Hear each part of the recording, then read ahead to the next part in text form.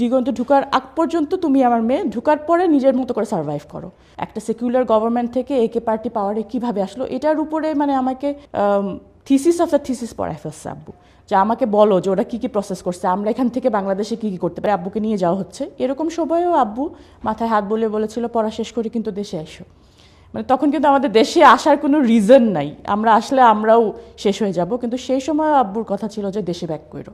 আপনারা বা আপনার পরিবার অথবা বাংলাদেশের যে শহীদ পরিবার ছিল তাদেরকে বিচারিক প্রক্রিয়া হত্যা করা হয়েছে, তাদের সন্তানদের একটা বিভীষিকাময় সময় পার হয়েছে। তার আগেও ছাত্ররা খুব ভালো ছিলেন, বিষয়টা এমন না, বাট এটা একটু ফোকাস বেশি। জি জি, আপনাদের বেড়ে ওঠা শৈশব কৈশোরটা। অ্যাকচুয়ালি এখানে একটু কারেকশন করতে চাবো। আমাদের আলহামদুলিল্লাহ আমি বিশ্বাস করি যে আমার যতদূর মনে আছে আমাদের বেড়ে ওঠাটা আমার কাছে খুবই সুন্দর ছিল। হ্যাঁ, সবসময় একটা প্রেজুডিউস কাজ করতো বাংলাদেশের মিডিয়া থেকে শুরু করে সবখানে, তো আমাদেরকে একরকমভাবে বলা হতো, মাঝে মাঝে এরকম হতো বাইরে গেলে হয়তো এই যে রাজাকারের বাচ্চা, এই গালিটা কিন্তু আমি অনেক ছোটোবেলায় রাস্তাঘাটে পেয়েছি, আব্বুর সাথে কোথাও গিয়েছি, এটা ছিল। কিন্তু এটাও আমি বলবো যে আগে এই যে শাহবাগ, প্রি শাহবাগ কিন্তু এই ডিভিশনটা এত ইনহিউম্যান পর্যায়ে ছিল না। একটা পর্যায়ে ছিল যে তোমার আইডিওলজি তোমার কাছে, আমার আইডিওলজি আমার কাছে, কিন্তু একটা হিউম্যান রেসপন্সিবিলিটি বা একটা হিউম্যান রেসপেক্ট ছিল, যেটা আসলে এখন আফটার শাহবাগ একেবারেই মানে আমাদেরকে একদম হিউম্যান মনে না করা, এবং যেভাবে করে আমাদের ব্যাংক থেকে শুরু করে আমাদের মানে বেঁচে থাকতে না দেওয়ার যে আটা ছিল, সেই জিনিসটা ছোটোবেলায় ছিল না। তো ছোটোবেলায় একে তো হচ্ছে আলহামদুলিল্লাহ একটা ইসলামিক পরিবেশে বড় হওয়া, তার উপর দিয়ে আব্বু যেটা ছিল, আমাদের বাসাটা মিরপুরটা ছিল একটা কমিউনিটি মতো, এখানে মানুষ আসতো, এখানে সবসময় মানুষের আসা যাওয়া হতো, এবং প্রোগ্রাম হচ্ছে, কারো প্রবলেম হলে আসছে থাকছে, আমরা বিভিন্ন রকম কাজ করছি। সো আমার বেড়ে ওঠাটা একটা অনেক বেশি বেনোভলেন্ট একটা বেড়ে ওঠা ছিল, যে মানুষের জন্য করছি, প্রোগ্রাম হচ্ছে, কেউ হেল্পের জন্য আসছে, তাদের জন্য করা।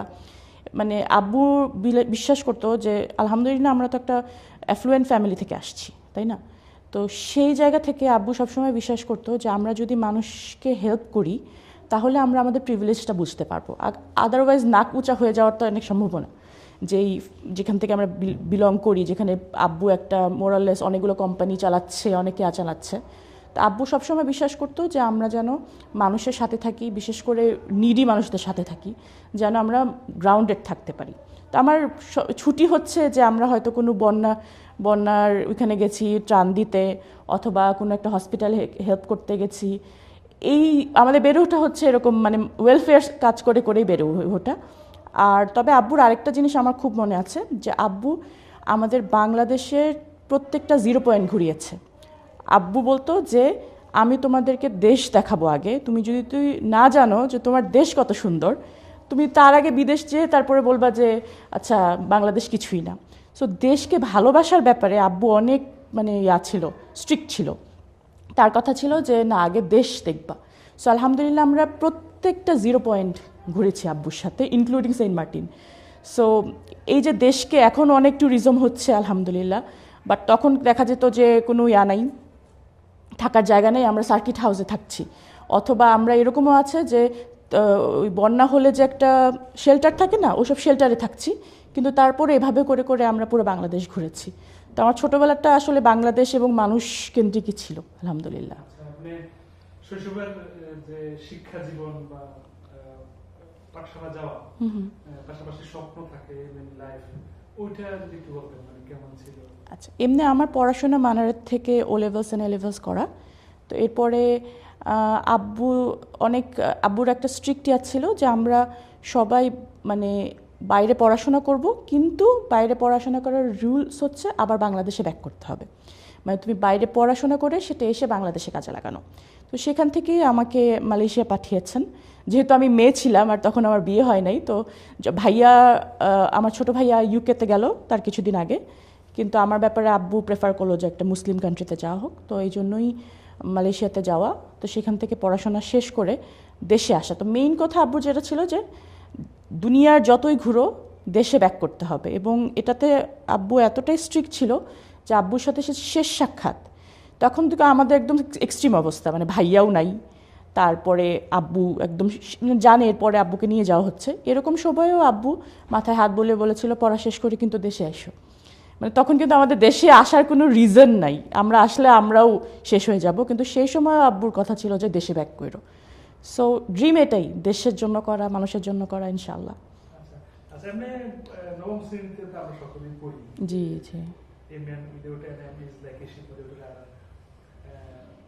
লক্ষ্য থাকতেই হয়, মানে আপনার লক্ষ্যটা আসলে কি ছিল? আমার- যদি আপনি এখনো পড়াশোনা করেছেন, জি, জি, জি। পিএইচডি শেষ করেছেন। আমার বেসিকলি লক্ষ্য, আমি পড়ছি জেন্ডার স্টাডিজ নিয়ে, এবং তারপর আগে আমি পলিটিক্যাল সায়েন্স অ্যান্ড ইন্টারন্যাশনাল রিলেশনে পড়েছি।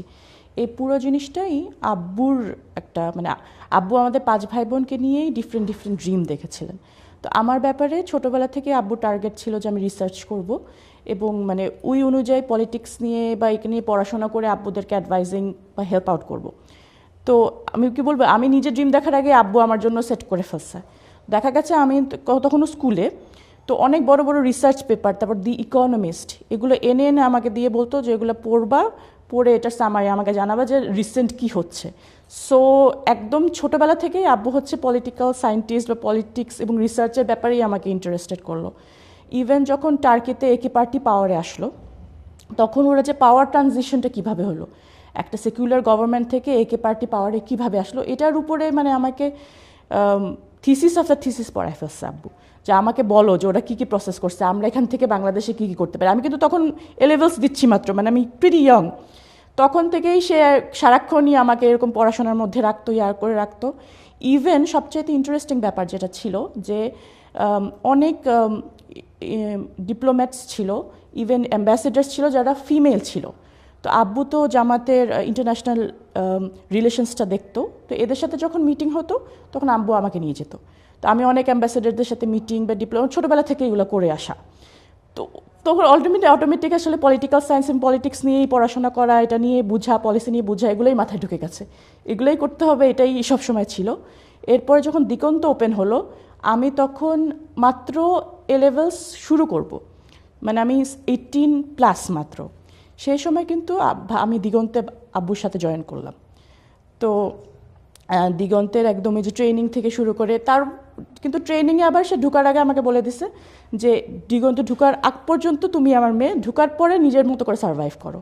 সো ফুল ট্রেনিং, পরীক্ষা, রোদে পুরা এবং রোদে পুরে জ্বর চলে আসছে আমার, মানে এরকম টাইপের যে ট্রাইপড কাঁধে নিয়ে কাজ করা, এই ফুল অন আমাকে দিয়ে সব করানো হয়েছে। সো বেসিক্যালি সে চাচ্ছিল যে আমরা তার যে কাজগুলো আছে সেগুলোকেই একদম গ্রাউন্ডেড থেকেই বুঝি করি। তো আমি মালয়েশিয়া যাওয়ার আগ পর্যন্ত দিগন্তেই জব করছিলাম অ্যাজ আ প্রোগ্রাম প্রডিউসার।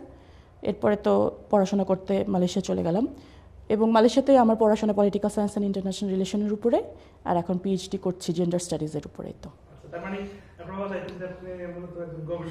জি, গবেষক, পলিসি মেকিং এগুলোতে চিন্তা করি আর কি, এগুলো নিয়ে কাজ করি। জি, 2 রকম। এক তো হচ্ছে, মানে আমি একটু মজার কথা বলি যে যখন পলিটিক্যাল সায়েন্সে আমি ফার্স্ট দিন ক্লাস করতে গেলাম, তা আমাকে সবাই বলতো ওইখানে যে political science is one of the hardest. ওইখানের আমরা IIM ইন্টারন্যাশনাল ইসলামিক ইউনিভার্সিটিতে পড়েছি, তো সেখানে সবাই বলতো যে পলিটিক্যাল সায়েন্সে বাঙালিরা কেউ তো যায়ই না, অনেক কম স্টুডেন্ট ওখানে, কারণ political science is one of the মানে হার্ডেস্ট সাবজেক্ট দেয়ার, এটা মানুষের মাথায় ঢুকে না। তো আমি যখন ক্লাস করতে বসলাম, আমার কাছে মনে হলো কি আমি ডাইনিং টেবিলে বসে আছি, কারণ আমাদের ডাইনিং টেবিলেই সারাক্ষণ এসব পলিসি নিয়ে এত কথা হতো, আমার কাছে আলাদা করে ক্লাস মনে হয়নি। সো আমার খুবই এনজয় লাগে, আমার ভালো লাগে, এবং আমি এখন যেই 5ই আগস্টের পরের প্যাটার্নগুলো দেখছি, আগের প্যাটার্নগুলো দেখছি, এগুলোর সাথে আমার পড়াশোনার মিল ভালো লাগছে।